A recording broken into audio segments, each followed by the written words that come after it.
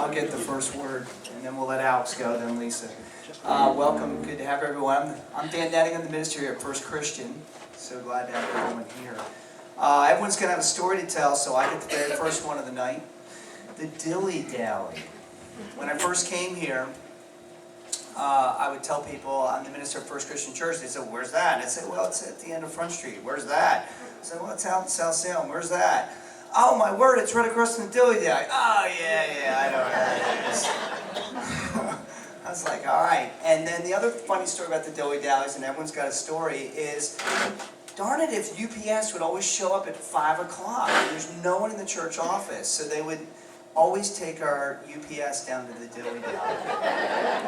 And I'd be like, oh, go down to the Dilly Dally and get UPS. It was just a great feeling. So I know everyone's in the same ballpark I am, but we're just so excited for everything tonight, this history-telling, storytelling, and just for this opportunity to come together as a community. If you've got to use the restroom, it's right down the hallway here. You'll see them on the right and left for the men and women's rooms. And again, welcome. So glad to have everyone here. Alex?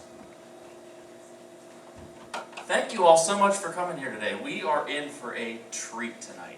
Listening to the presentation last night, we're setting the bar, everyone.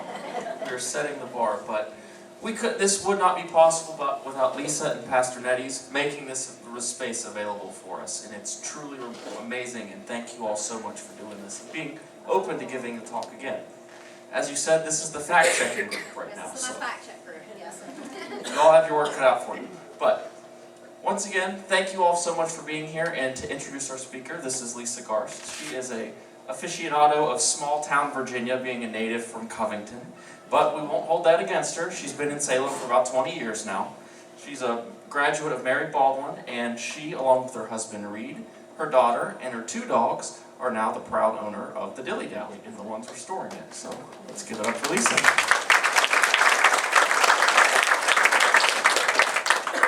Thanks, Alex. And I want to say a special thank you to the Salem Museum, who was instrumental in organizing all of this. And again, thanks to Dan and the members of First Christian for allowing us to be here tonight. Can you hear me okay? Okay, that's super. Okay. I know this looks like a lot of notes, but it's not as scary as it looks. It's to help me keep my facts straight, because the last year has been a blur. And before we get started, I probably should preface this by saying that if any of you are here thinking this is an investment advice seminar, you should just leave right now. This is the story of 1507, 1509, and 1511 Eddy Street, or Eddy Avenue, as the city of Salem insists on calling it on all their maps. And this story for me starts on my 19th wedding anniversary, which was October the 9th of 2018. And my husband, Reed Garst, who is a Salem native, called me and said, "Your dream property is for sale." And I said, "I have lots of dreams, which one?" And he said, "The Dilly Dally." And I said, "No way," because like all of y'all in this room, I had never known the Dilly Dally to go on the market. It had never been for sale. And then he said what I think to this day may be the craziest thing I ever heard: "You should go look at it." And so then that started a series of events that is nothing short of divine intervention. Since day one, Reed and I have felt a calling to bring this place back into being a vital part of our community. We want it to be a neighborhood hub and a place that people are proud to have down the street from their house. And we want one that serves the needs of our community. We have both come to learn that, as Pastor Timothy Keller says, your daily work is ultimately an act of worship to the God who called you and equipped you to do it. And we believe that that's true no matter what your work is. So I want to thank my husband Reed for his support and encouragement throughout this process. He's traveling for work this week, or he would be here. And he's put in so many hours in the evenings and on weekends after working 40 or 50 hours at his day job that I would have just been lost without him. So I'm sorry he's not here. But I'm going to take us back to our story.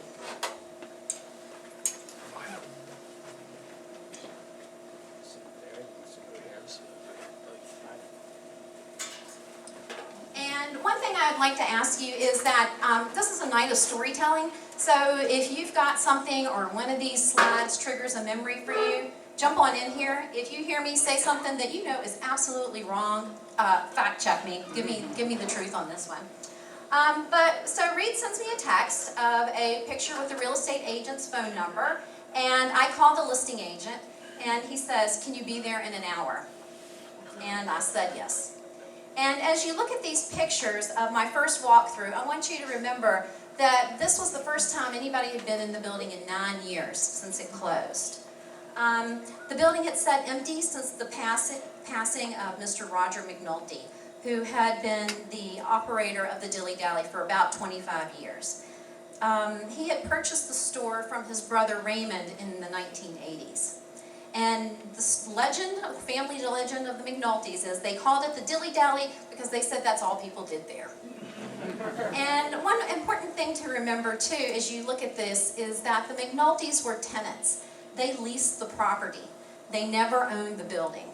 And I heard from many people who worked in the store or had a relationship with the McNultys that they had wanted to make improvements to the store, but the owner chose not to invest in the property. So as we go through this, I just want you to notice that my first impression of this was that it was just really dark, and all the windows were boarded up, and it smelled kind of bad. And if you had allergies, this was not a place you wanted to be.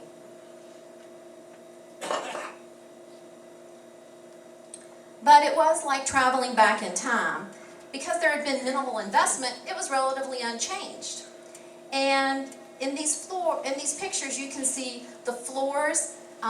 They're covered up with a lot of plywood because there was wear holes and damage. There's minimal plumbing. This area, the floor is just completely gone. And then there were some storage areas that had a lot of clutter and trash and debris from 100 years of collecting there.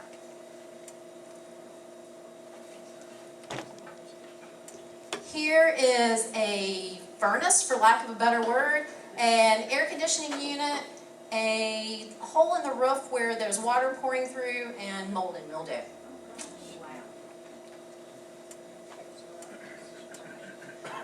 Yeah, wow, right? It's nothing short of a disaster in there.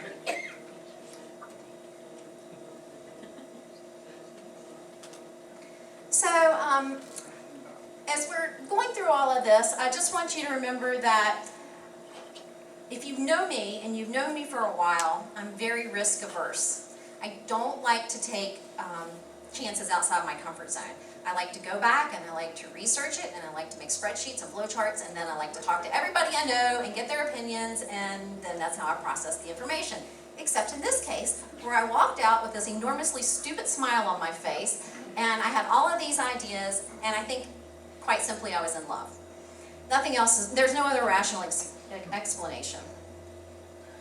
So this side right here that you're looking at now is 1509, and this was a separate retail space. This is, if you're looking at the Dilly Dally, you have the 1,000 square foot store, and then this was the separate entrance to the right of that. And this was an area that was just about as bad as you can imagine. That's the roof leak, and that roof had given up any attempts of holding out water years ago. So it was just, it was a disaster. And for a lot of people, at least a lot of sane people, they would have said, run away as fast as you can. And instead, I think I had some kind of HGTV-induced delirium, where I'm standing in this room and I'm looking at it and I'm thinking, look over there, we can knock out that wall and open up that space into the store, and then you can see how it all kind of goes after that. But again, just by even thinking about that, it's because we would be the first owner-operators in at least 60 years. We'd be the ones who would be able to make that investment. And I'm sorry, the setup here is, there we go. So I did leave there on this really crazy emotional high. And then Reed and I met for lunch because, remember, it's our anniversary. And so I showed him my pictures, and strangely, and I do mean strangely, he's an engineer, he was as excited as I am. And since he's not here, you're just going to have to believe me. But he wanted to call our contractor and have him walk through it with us for a reality check. So what I want you to see here is the vision versus the reality, and I call this when everyone thinks you're crazy and you think they may be right. Because as we walk through this, you're seeing, this is the front of the store with the shelving, but we're seeing, look at this, you know, we're thinking it is just like the Paint Bank General Store, right? I mean, you're with me on this.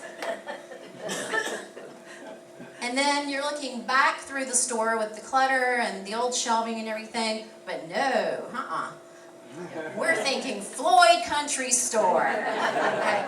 And if you look at it, the layout is remarkably similar. I mean, we're really starting to notice all these details.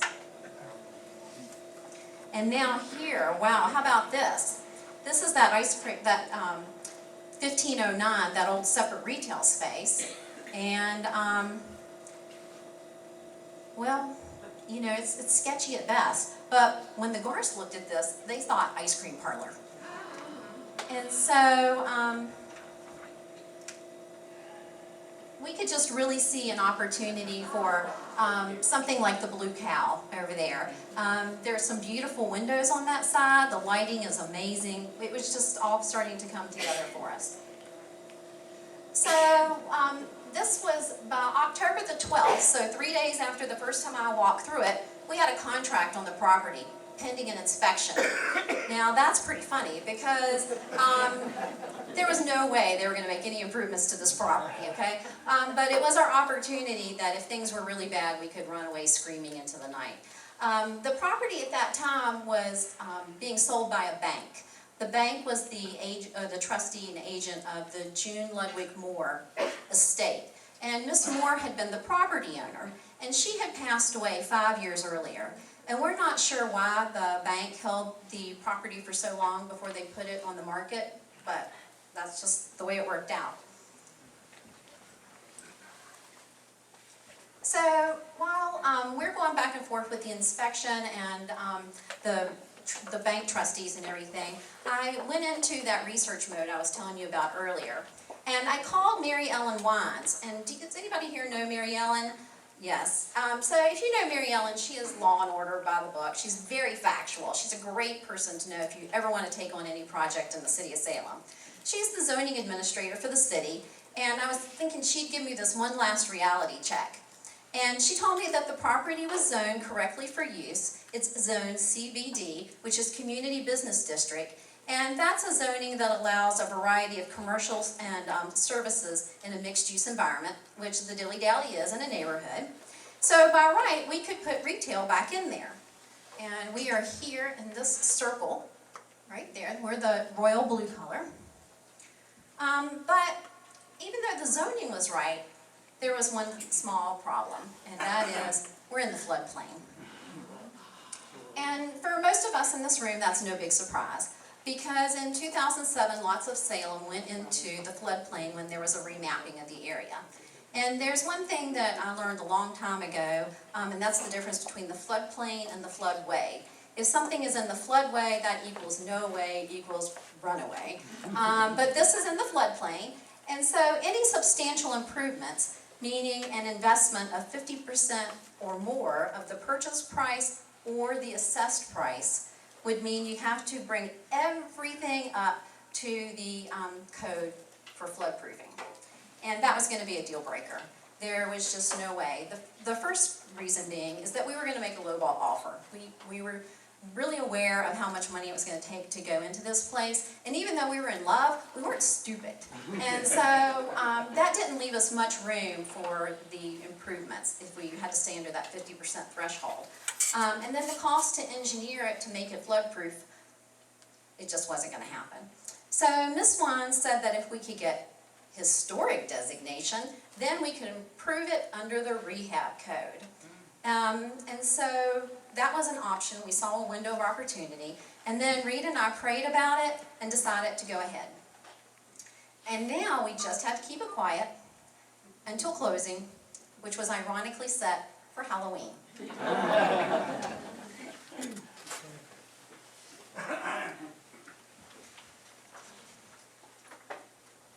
Right, I'm sorry. I wish I know I need to use the microphone, don't I? Yes. All right, so, I have to click too, though. Okay, so we decided to announce the purchase on Facebook because there were already rumors swirling around Salem. Imagine that, right? And so we decided that the best idea was for us to get our plans out there before the rumors really took hold. And boy, was there a whole bunch of excitement. The clicks just started coming in and people were responding. And we were just really amazed. And so at that point, we really get an idea of the level of excitement here in the city.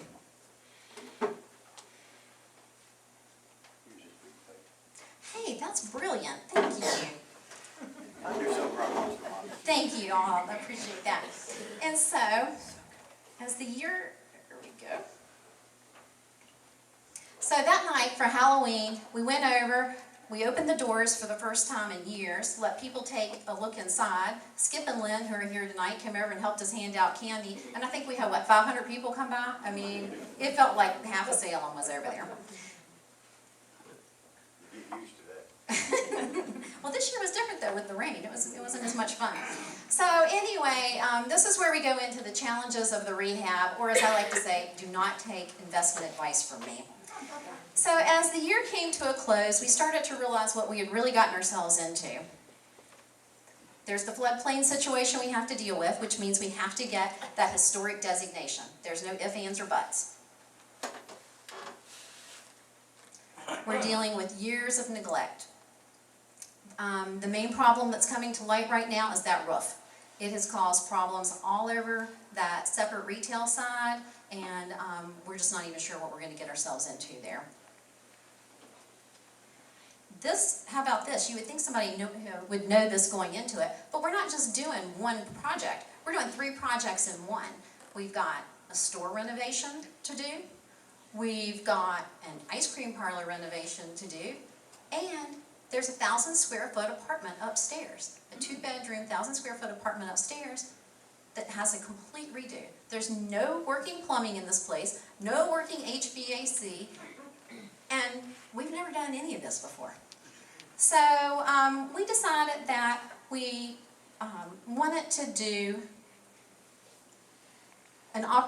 things with social media because the expectations of the property is so extreme. I mean, you can tell that here there's a lot of emotional investment in what goes on at the Dilly Dally.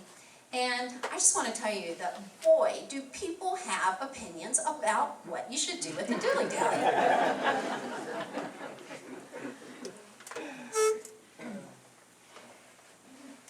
So, you know that song, The Eyes of Texas Are Upon You? Well, that's how we felt. It was a new year, there's a new Dilly Dally, and the eyes of Salem are upon us. So one of the first things we decided we're going to do is, it's January the 1st, and I call on my friend Tim Sutphin, who's in the back. Wait a minute, Tim. And Tim does his own little show called WSUT, where he broadcasts the football games here in Salem. And he and I took people on a social media Facebook Live tour of the Dilly Dally so they could see, so they could hear from me firsthand about what the plans were going to be, and so we could really just take them along on this journey. And did I mention that expectations are running really high? So on that one little video that we did, we reached almost 16,000 people. We had 134 shares, and 12,000 people watched it from beginning to end. And then 7,000 other engagements. I don't know, that just means that they maybe watched it for a little bit, they made a comment, they clicked through. But again, expectations, right? So we tell them that we're going to make this more of a general store or a neighborhood grocery as opposed to a convenience store. And one of the comments was, I thought you were reopening the Dilly Dally, not bringing back a place called the Dilly Dally. Or my personal favorite, don't screw up my childhood memories. So,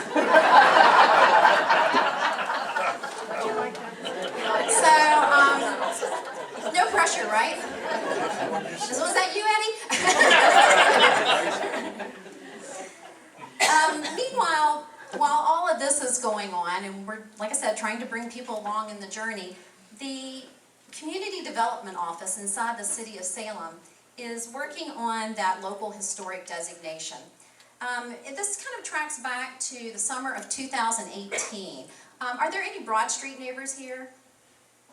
And so the Broad Street neighbors had just earned historic designation for that neighborhood. And as far as I remember, that was a pretty involved process. It took a long time. And the city of Salem had come to realize that there were a lot of treasured and local places in Salem, and this is how they described it to me, which I thought was really beautiful. That there are treasured local places in Salem that hold memories the community can't afford to lose. Isn't that nice? But because of strict federal and state standards, those locations may never qualify for a historic designation. So it was their solution was to have a local historic designation rooted in the same criteria as the state, but with a greater emphasis on community significance. And so that's all going on in the background too. Plus, I'm talking to my contractor, and he's talking to subcontractors. We're trying to get the roofer lined up. Has anybody tried to get a roofer in the last year? You're on a waiting list. You might as well give birth. I mean, it takes that long. Also, I got to learn this really great phrase that I had not known before, which is, I'm just covered up. Lisa, I'm just covered up. Well, I'll get to it as soon as I can, but I'm just covered up. And so that's what we were working with right now. So we start to go into the end of February, and the planners have presented to City Council a plan for a local historic registry.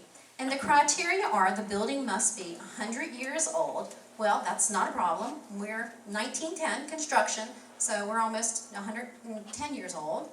And then it also has to meet one of these 4 criteria, which are the same as the ones that are at the state and the federal level. And those are the building must be of significant historic architecture design. It must have played a significant role in community history.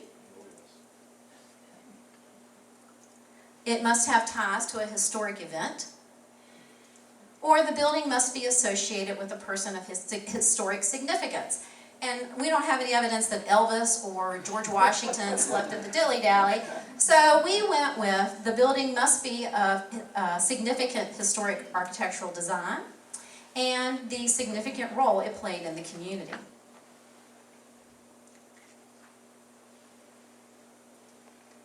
So regarding the architecture claim, the building's unchanged storefront, which you see here, and you probably saw for the last 10 years, is much like it was in 1910.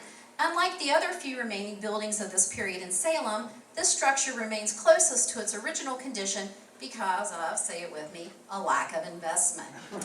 And then, remember, I'm a novice at this, so I'm doing my research. I'm using the National Park Service website, which is a really great resource for anybody who wants to take on a historic project like this. And the quote that they had on there was, "The storefront is the most important architectural feature of many historic commercial buildings. It also plays a crucial role in the store's advertising and merchandising strategy." Not surprisingly then, the storefront has become the feature most commonly altered in historic commercial buildings. And ours is unaltered.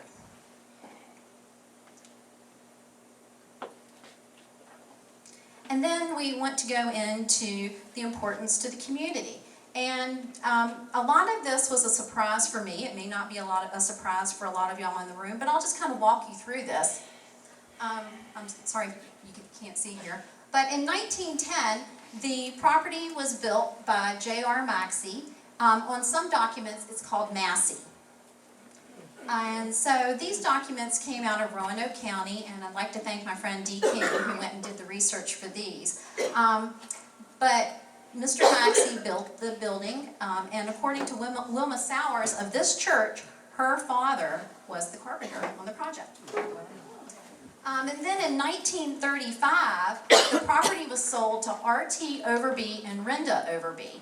And I had not heard about the Overbys in the history of this property until it came through in the deed search. I don't know what kind of store they ran there. I don't know what they did. All I know is that R.T. and Renda got a divorce, and Renda got it all. And so then in What's that? So in 1943, Renda sold it to J.J. Ludwig, and that's also oftentimes referenced as Ludwig.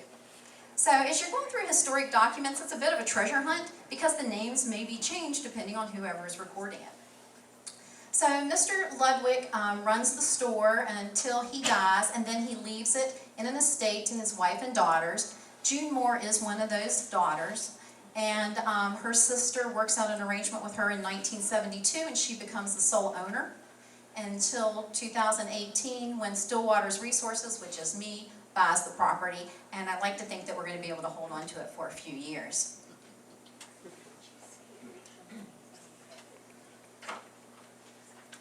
Over the last 110 years, this property has been home to Maxey's Grocery, Ludwig's Grocery, Berea Baptist Church, the Dilly Dally Mini Mart, a barbershop, a beauty salon, a card store, and Neighbor's Deli, the precursor to Joe's Deli. People have always gathered here, and I learned from so many people that it was a rite of passage for neighborhood children to ride their bikes here. Parents and children came from the Little League games at Weber Field, and many young couples started their married life in the apartment above the market. And while this building was more than a place to buy a cold can of Rocky Top, which I'm sorry to report is no longer made, it was a place where you reconnected with neighbors, traded stories with strangers, and I heard so many stories about getting credit during tough times. Others caught the school bus here, and a lot of people made the first trip with their grandchildren to buy penny candy here.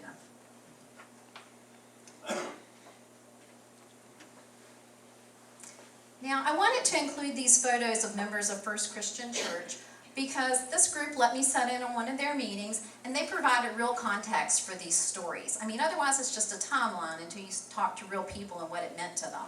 And they told me that in South Salem at one time, there were 5 different stores. There was Maxey's, Hash's, Butts, Ewing's, and Shorty's Place. And then they really drove home the point about the neighborhood. And they told me, we didn't have a lot, but everyone helped everyone. And then they gave me what is probably my favorite Dilly Dally story. And I call it the story of the backdoor bananas. They said during World War II, Mr. Ludwig, who ran the grocery store, had a pet monkey. And because of rationing during the war, you had to have a card to get fresh fruit. And the kids wanted fruit, they wanted bananas. And so they would come to the store and they'd say, can we have some fruit, Mr. Ludwig? He'd go to the back door. And then he would give them the bananas meant for the monkey. There's no word on how the monkey felt about this. And then, does anybody here know the history of annexation, the annexation attempts by the city of Salem, or at that time, the town of Salem? If you do know that, and it's not my area of expertise, I just know what I've researched, but the group from First Christian here told me about a gentleman named Charlie Poindexter, who was very pro-annexation in South Salem. And he walked around with a trumpet, playing his trumpet in favor of the annexation. No, people basically shoot him away. But the South Salem area was developed by the Salem Development Corporation. And there were actually 2 attempts by them to incorporate before they became a part of the bigger Salem. The first attempt was after the 1900s, when they tried to incorporate under a community name of Lucerne. And I learned last night at the museum that that was because the development company had promoted this area as Little Switzerland. So there was that attempt for Lucerne, but then when they saw that there was the town of Salem was planning for this annexation, in 1952 they tried a preemptive incorporation again under the name of Mount Regis. And then that one failed too. The Mount Regis Sanatorium was actually built over here in 1914, which was 4 years after our building was built.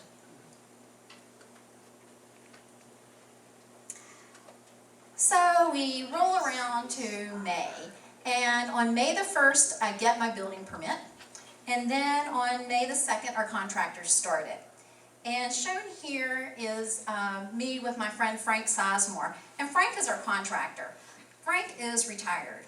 And he came out of retirement to help me with this project, which really meant a lot to me because we worked together on different things for 15 years. But the reason Frank did it was because he lives in Catawba now, but he's got a Dilly Dally story. Everybody's got a Dilly Dally story.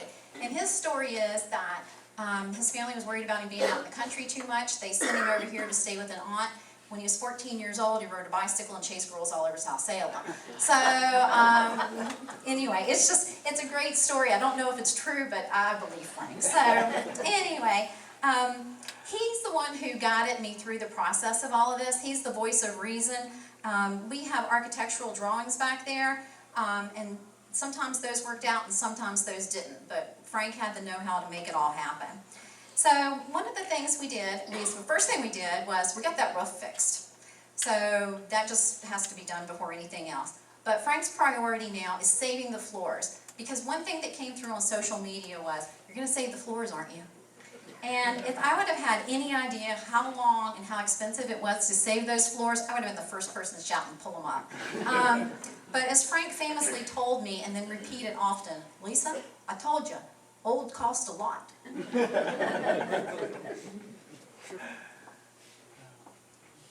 So here you see, this is the front entrance to the store covered up in plywood. And then this is the area, if you remember that wall, the coolers that were in the Dilly Dally, they just cut into the floor to let those coolers drain.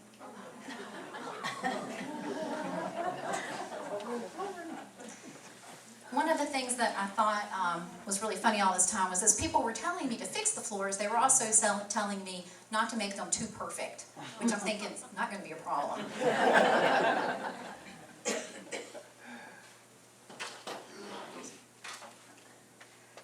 Whoops, let's go back to that one. That's important. You can see we're not even close to level.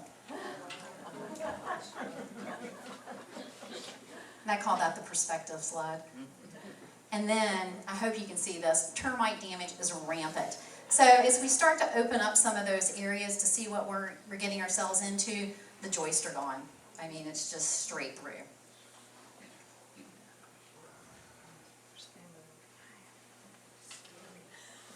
So, never fear, we've got Frank and we've got a plan. And the plan is, in this area right here, which we've now got my HGTV wall opened up, right? We are going to pull up that tile, and we're going to take the hardwoods out from underneath there, and that's going to be great.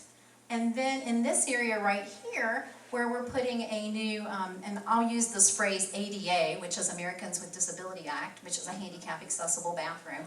We're putting a bathroom in here. It's going to have vinyl flooring. So we're going to salvage those boards there and reuse those. So we got a plan. We're not worried. Then along the way, fun stuff happens. We got these little signs of encouragement all along. The day of closing, I had gone over to the store, and in the back part of the building, cat-a-corner from here, right underneath the steps to the apartment, I can see something kind of glimmer. So I pull out this dirty old bottle, and I don't think anything about it, and I just leave it for a while. And then I take it home, and I wash it, and I'm like, no way. And I continue washing it, and it's a Garst dairy bottle. I'm going to tell you, I almost fell down. And if you don't believe in signs, well, maybe you believe in bottles. I don't know. Then we found other quirky things, like this is an advertising, I think it's an advertisement for old cigars maybe, but it's metal. And they cut up all this metal advertising banners, and they used it as flashing at the base around the store. Then we go into May 16th, and this is the day that broke my heart. This was the day we learned the full extent of the water damage from that leaky roof, and we lost all of the floors on the future ice cream parlor side. What we learned that day was it was basically going to be a rebuild from the inside out.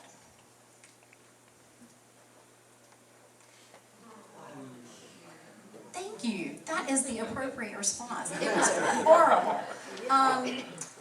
What had happened was the tile, which we knew about, was over top of vinyl. The vinyl was over top of carpet. And the carpet had been glued to the hardwoods. Oh my word. So when you went to pull up one, it all peeled back like a sticker or a postage stamp or something. It was horrible.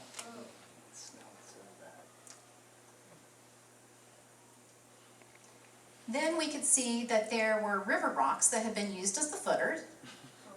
Okay, that's cool, you know, very clever. And then they had poured the joist into the concrete foundation there, which I don't think is a recognized method of construction anymore. So Lisa, have you found any snakes or critters or anything yet right out? I mean, bears? Oh yeah, jump there were out black at snakes you? under that side, Yeah. Oh, yeah. Yeah. But I was happy to have black snakes because I felt like they kept out the nastier stuff. So.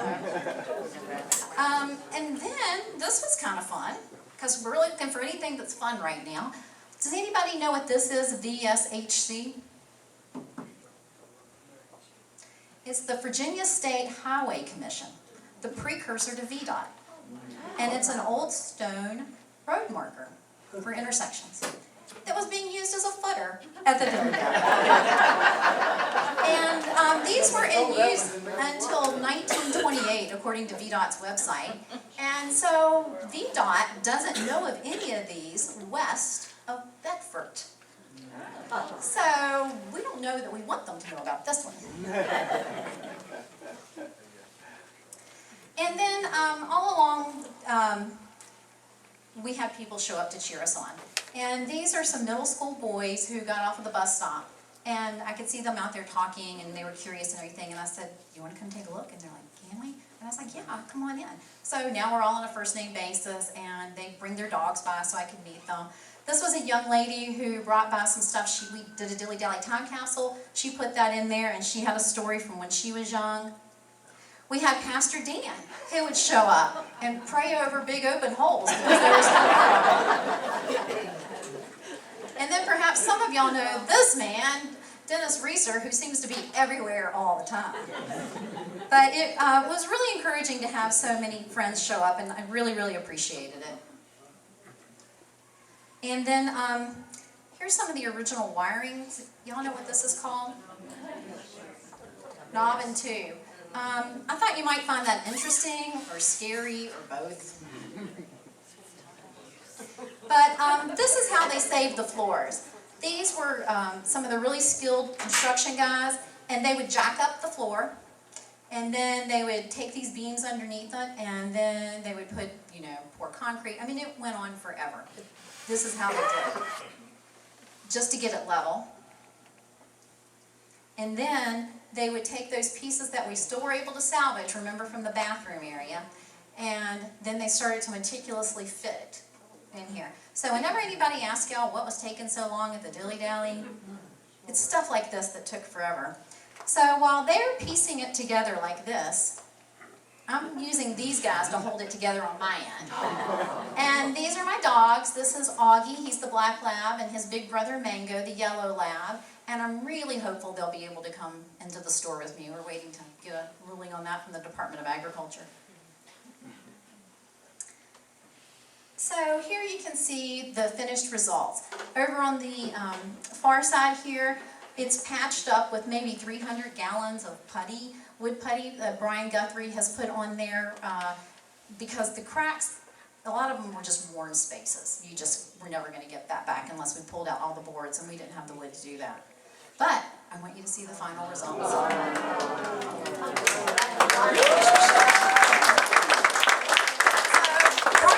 Miracles here, but also I'd like to really do a big shout out to the guys at Extreme Construction because they've made this place structurally sound. It will last at least another 100 years. Outside work was tough too. We had termite damage and water damage because there were gutter problems all along. This is the back corner that you see from the church here, and it's straight into the dirt. So the only way that they could get in there to fix this was to dig trenches out from underneath it and then jack it up and do the best they could. And they did. They did a great job. There's cement underneath there now. You can also see the daylight through the boards. That's really special. Now, this is the area where we go to talk about picking out the paint color. Well, this, again, Reed's not here to defend himself, but this almost caused a breaking point in our marriage. I probably had no fewer than 12 samples of paint, and every day I'd be like, which one do you like better? And he's like, is there a difference? But what we wanted to do was we wanted to find a green that was a nod to the Dilly Dally and its long-term green color. But I wanted to give it a more modern look, and I wanted it to be cheerful because we want the place to be friendly and approachable. But we also didn't want it to be so bold that the neighbors were like, oh, I can't deal with it. So we ended up going with literally the first one I picked out, which is to the far end there. And it's a custom blend, and if any of you want it, it's at Sherwin-Williams under the name Dilly Dally Green.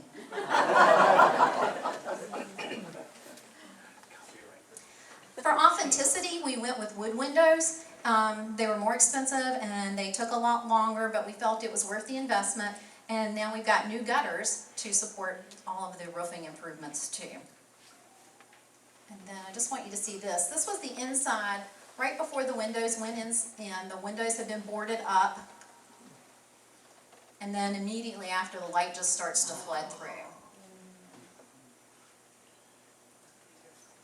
And then this is where they're building that wall. Remember, that's the handicap bathroom, the bathroom that's in there now. And they're building it with the old beadboard that had been off the back wall. And by the time they get done, it looks like it's always been there. You kind of see. And this is after the first round of interior paint. And so you can see the wall to the back there. There are the bathrooms. There's an office space. The furnace that I showed you was originally right in here. It's been moved off into this storage area back here. That furnace is basically my new car for the next 12 years. So if you ever want to see it and admire it, please do. I'll be glad to show you. We kept the ductwork exposed, plus the additional ductwork is in here, matches, so that it looks like that. Were those the original light fixtures? Those were the original light fixtures. That's a great question.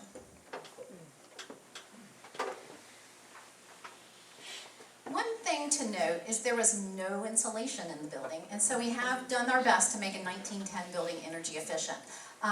The ice cream parlor side, where we have done basically a rebuild, you can see we've got foam and traditional insulation, but the highest grade we could get. And then on this side, I don't know, can you see the holes at the top, those little circles? They drill out these areas and then they shoot foam in there. And then the foam goes into the walls and you hope it stays and reduces your energy bill. And here we are with the literal before and after. I like that, where the paint was side by side. We were stopping traffic that day. I was a little concerned because I was afraid there was going to be an accident at the four-way stop. But I thought it was really amazing what a coat of paint and 300 gallons of caulk could do to a place. And then we had, even though it's a historic rehab, we still have responsibility under the rehab code to make reasonable accommodations, again, for Americans with Disability Act, the ADA. So we put in a ramp out front, and the area out front had more of the river rock, stone footers. And I hope that everybody can see this corner right here. It's hard to see, but right there is complete and total rot with a plant growing out of it. And this is the area to the right. This is the area we just rebuilt from the inside. We're eventually going to replace all of that once we find it, when we've torn off the porch now. But this was the area where we realized that between the termite damage, neglect, and water damage, we really don't think the Dilly Dally had a year left in it. We think it was probably that close to starting to fall in on itself. So remember that nasty ice cream parlor side with the mold and the 3 layers of carpet vinyl and everything else? It's now finally starting to look like a place where I want to eat, and I'm pretty picky. This is my nephew Cade and my husband Reed moving in the ice cream cooler. You can see that these are the vinyl floors. This is commercial strength vinyl that we put in there. It's great for the health code, so we can keep things nice and clean. Martha asked about the lights on the other side. Those were original. We ordered these pendant lights to match those as closely as possible, and the same with the fan. And they also are building a counter. And I was going to ask, your opinion on the counter here, because this is the last of the beadboard. It's all gone. I mean, we salvaged, that was the last of it. And this is the way it was painted, all the different colors, all the different exposed wood. Part of me just wants to kind of varnish over it and leave it as an homage to the way it looks. And then the other part of me just wants to slap a coat of paint on it because I'm tired of looking at that stuff. So, I don't know, what do y'all think? Leave it. Leave it? No, all right. See, It's got a story. it does have a story. Right. I've got stories too. But and so while all of this is going on, there's still some other exciting things to talk about too. You may not know this, but to dip ice cream in the state of Virginia, you have to have your Safe Serve food certification.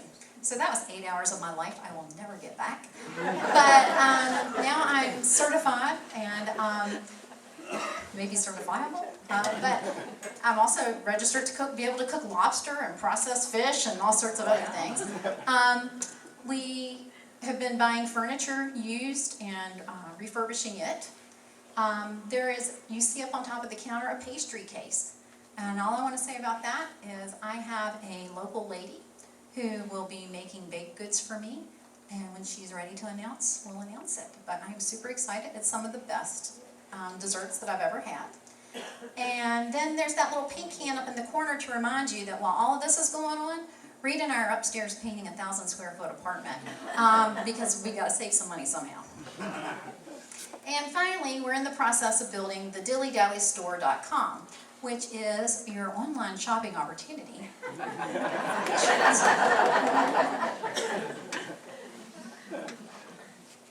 And then remember that part at the beginning when I said that we really wanted to be a neighborhood hub.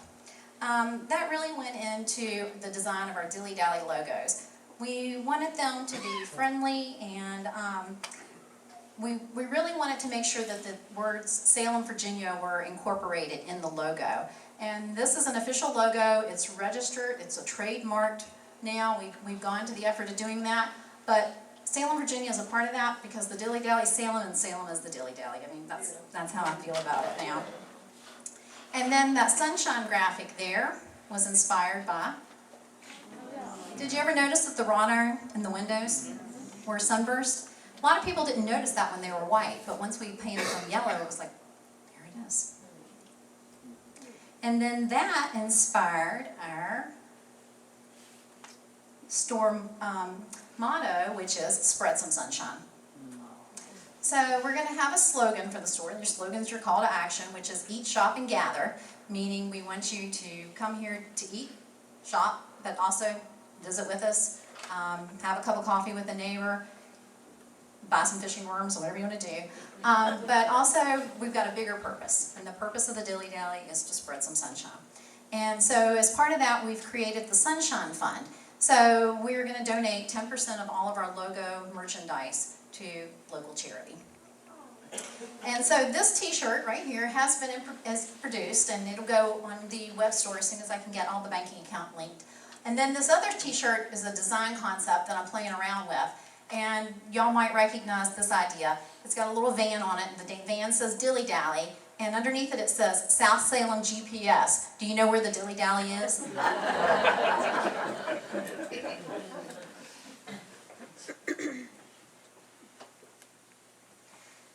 During the course of all of this, it was really easy to get overwhelmed and to get down.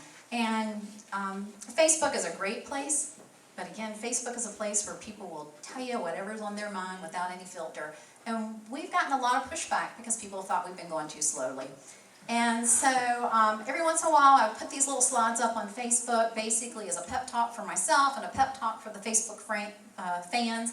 And I would say, you know, when you feel like you're not moving fast enough, it's good to remember where you started. And we started with holes in the floor, no working plumbing, windows that didn't work, no HVAC, a roof that didn't work. And this kind of brings me to my point, where people were saying, well, are you going to keep the name Dilly Dally? And I made a joke and I said, of course I'm going to keep the name Dilly Dally. It's the most valuable thing about this place. But I think that was actually true. And so then I like to look at this picture. Because when you see them side by side, it just looks like a place that's ready to take on the next 100 years.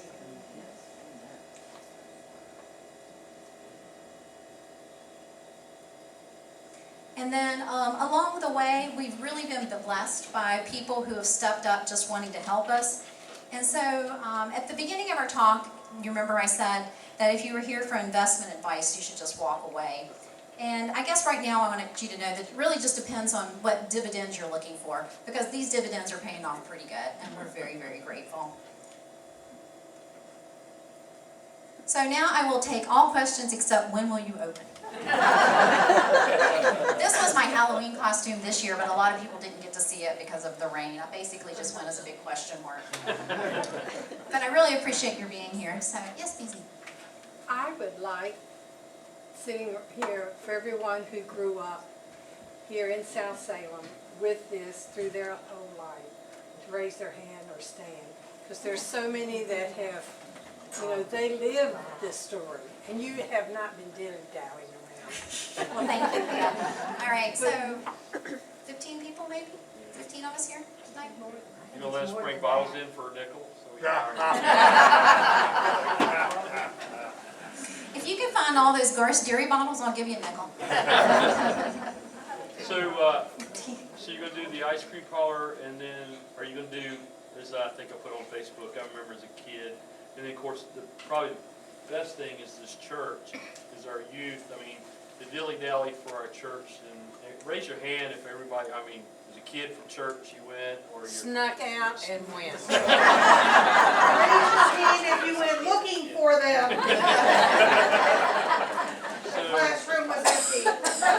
So for the Dilly Dally for the church, it's a big vital part of the church, and then for the community, as you said, at one time we had, I think you said 5 stores. Mm-hmm. Right, 5 stores, and then Mr. Johnson's across the river, so, I mean, as a kid growing up here, you'd ride your bike, I mean, and for the community, before, as you said, South Salem was sort of their own little thing, and so you went to one of the stores for your bread. I mean, you're talking, they were the stores, it wasn't going to the Kroger or whatever, these were the stores, so I'm glad to see you bring it back, Well, thank you. and I think the kids, as you saw there, I think the kids are gonna really, it's going to be a big winner for the kids. Well, let me just touch on that a little bit. One thing that we do want it to be a general country store type of feel, so that if you need batteries, you come see us. You don't have to go fight the parking lot at Spartan Square. Not that there's anything wrong with that, but sometimes you just want double A's, right? Bread, milk, all the basics, eggs, and we're working with a really great vendor I'm excited about, who's going to be supplying us with everything from night crawlers, which, last night I had a request for Helgamites. I don't think they supply those, but if anybody wants to catch them, I'll split the profit with you. I mean, that's one thing we have going for us, is that we're not Sheetz and we're not Wawa, and those are great places, but we can respond. And if you want us to get something for you, we'll get it for you. If it works out, we'll keep carrying it. If it doesn't, well, you're going to have to buy it all. No, I'm just kidding. But we've got the opportunity to do stuff like that. Over on the ice cream parlor side, which I just call the ice cream parlor side because I'm kind of obsessed with ice cream, I should tell you that the brand we're going to carry is called Ashby Sterling Ice Cream. And the reason we're carrying Ashby Sterling Ice Cream is another one of these divine intervention signs. Before construction started, Reed and I were out looking at every country store we could come across, and we went to Natural Bridge. And we went to the Natural Bridge country store, and we're getting ready to walk through the door, and there's a literal sign on the door that says, "Enjoy Ashby's Sterling Ice Cream." Well, if you know us, the business that we had just sold the year before was called Sterling. We had had that business for 22 years. Our one and only child's name is Ashby. And when you see Ashby Sterling Ice Cream put together, you think, I gotta give this a try. And I'm gonna tell you, it's really good. It's high in fat, it's high in sugar. They do make healthier options, but I don't, yes. And so we'll be carrying that. We're also gonna have coffee. It won't be fancy coffee, it'll just be regular coffee. But you can sit there and have a cup if you want. You can have it with your breakfast muffin. And we're also exploring other things like hot dogs, breakfast sandwiches, that sort of thing. We know that we have an opportunity here that the previous owners didn't have, because we have the Greenway, right? And so we've got traffic coming off the Greenway. So we worked with the city, and we're gonna be able to have some little tables out front. We have a right-of-way area there that we can have a couple little tables, as long as we're not blocking the handicap ramp. Plus, the other thing we've got is we've got that whole backyard, right? And so we're gonna put picnic tables back there. And if you can't be dog-friendly in the front, we'll be dog-friendly in the back. So, any other questions? Lisa, please let everybody know that Ashby is a family name as well. Okay, yes, my mother-in-law, Judy Garst, maybe many of you had her in South Salem as a teacher. I was a teacher. Um, And it's stopped a, by the Dilly Dally to get bread on my way home. 4 generations of Ashby's? Yes, 4 generations that of we Ashby's? know of. Okay, so, there you have it. Yes, Tom? Is your upstairs, are you gonna have that as an apartment, is that gonna be your storage? No, it's gonna be the apartment. We do need to make some money. And we would like to be able to have really good tenants up there. And if they wanted to work at the Dilly Dally and then open it on snow days, I'd be all about that too. But it's a 2-bedroom apartment, and everything in it will be brand new because there was nothing before. So, new bathroom. We did manage to save the clawfoot tub that was up there, and it will now have a shower attachment. But new sink, new toilet, new kitchen, new HVAC. So, yeah. Eddie? What do you think about the hours you're gonna do? Well, I've been playing around with those. It depends on who you ask, Reed or me. But I would tentatively say 7 a.m. to 9 p.m. and after church to 8 p.m. on Sundays. Be nice. I just got a story that, I would like the microphone. you'll like this because it's going to confirm what you've been saying all night. About 20 years ago, those of y'all don't know me, I'm Steve Austin, and I had a paint contract business in the valley for many years. Well, about 20 years ago, Ms. Loeb called me, and she wanted me to meet up there to see about painting the whole place. And I go through all the details with her, and I go back and I do a estimate and I mail it to her. She called me and wanted me to meet back up there again. So, I seen the rescue squad coming around the corner. I thought that might be the one bringing her, but she got out of the car and she blessed me up one side and down the other. She said, "This is the worst thing I've ever seen in my life." She said, "Son, I thought I'd get this whole thing done for about $200. So that's just a confirmation that there was never anything of that. So I had to tell her that. You're not the what do you first- about the paint? You're not the first person I've heard those stories from, but in Miss Moore's defense, I will tell you that she did own several properties in South Salem and across Roanoke. And she used the money, which I've come to learn, from those renters and from the people who leased the property to put into an educational scholarship. And now it's endowed. And actually, my daughter graduated from Salem High School this year, and one of her classmates got a very, very large scholarship from the June Ludwig Moore Educational Foundation for him to go to Virginia Tech. And I called up his mom, and I'm like, "Hey, congratulations to your son." And I said, "By the way, that's Dilly Dally money."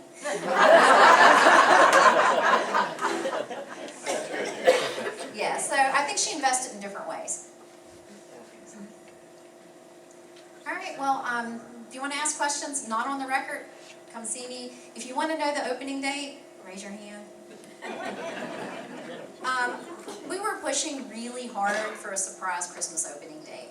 For various reasons, that's not going to happen. Realistically, it could be anywhere from February to April. There you have it. So, thank you, though. And I really appreciate all y'all coming out, and I appreciate the support and the enthusiasm, and really the love that we get, because there are days where it's just gross. There's just no getting around it. So it's the people who really want to see this project fulfilled that have made it worthwhile for us. So thank you all very much.